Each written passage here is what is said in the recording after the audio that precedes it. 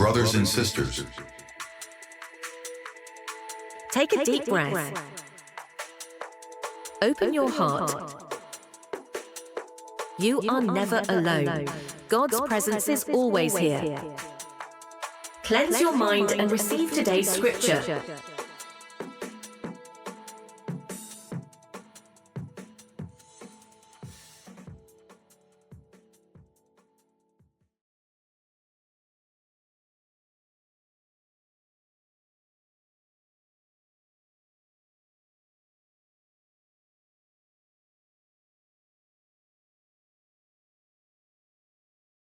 Welcome. Today we're zeroing in on, well, just one verse actually, Ezra 8, verse 21. And it might seem like a tiny detail from way back when, but we think it packs a surprising punch. Lots of insights about leadership, faith, community too. Definitely. So picture this. Ezra's leading this big group, former exiles, back to Jerusalem. Right. It's a huge deal. And the journey, it's long. It's potentially really dangerous. You know, bandits, maybe hostile locals.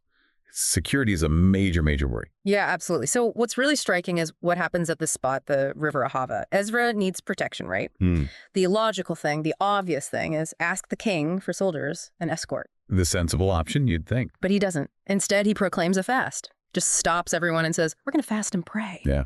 So dig into that a bit. I mean, that's a conscious decision, isn't it? He's actively choosing to lean on God instead of, like, military might. So what does that signal about his leadership style? It's quite a statement. It really is. It's not just wishful thinking. It's a deliberate leadership act grounded in his faith. Yeah. He's not ignoring the danger, but he's framing their safety differently.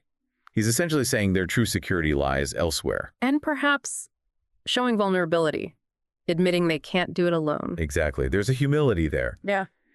And it suggests a certain kind of leadership courage, you know, prioritizing faith so publicly, especially when practical help was available. He had apparently told the king how powerful God was. Ah, okay. So asking for troops might have seemed inconsistent. Potentially, yeah. Like maybe he didn't fully trust what he'd been saying.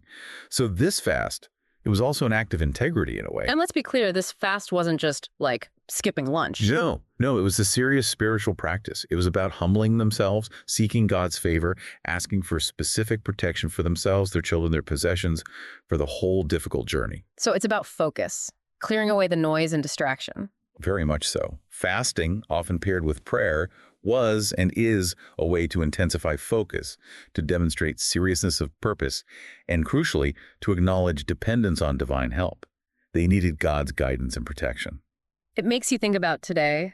When we face our own big challenges, maybe overwhelming projects or personal crises, how often do we intentionally step back, focus, acknowledge we need help beyond ourselves? That's a great point. These disciplines, fasting and prayer, they're tools, really. Tools for believers to navigate uncertainty, to seek wisdom, to find strength when their own runs out. And another key thing here, Ezra didn't just go off and fast by himself. No, absolutely not. He called everyone together. The whole community participated. That feels significant. Why the whole group? Well, think about it. This shared act, it builds unity, doesn't it? Yeah. Everyone's in it together, expressing the same need, looking to the same source for help. It fosters this powerful sense of mutual reliance, not just on each other, but together on God. It turns individual vulnerability into collective strength, maybe. Exactly. That shared experience, that collective seeking of guidance and protection, it would have bonded them. It prepared them spiritually and emotionally for dangers ahead in a way that just, hiring guards couldn't achieve. You see that in modern communities too, right? Faith groups, support groups, even teams. Yeah. When people come together, share their struggles, and focus on a common purpose or higher value. Yeah, it builds incredible resilience. That shared spiritual practice, that shared reliance, it creates a foundation of trust and collective determination. It's powerful stuff. So pulling it all together, Ezra 8.21 isn't just some historical footnote. It's a really potent example. It shows us faith-driven leadership in action, the real value of spiritual disciplines like fasting and prayer, and the undeniable strength found when a community comes together in shared devotion, especially facing tough times. And what's striking is how relevant it still feels. The specifics are ancient, but the core principles, trust, focus, community, seeking help beyond ourselves, those are timeless human needs, especially in uncertain situations. Definitely. So maybe here's a thought to leave you with. Think about a challenge you're facing, or maybe one coming up. Your first instinct might be to just rely on your own skills, your resources, the purely practical solutions. Which are often important, of course. Of course.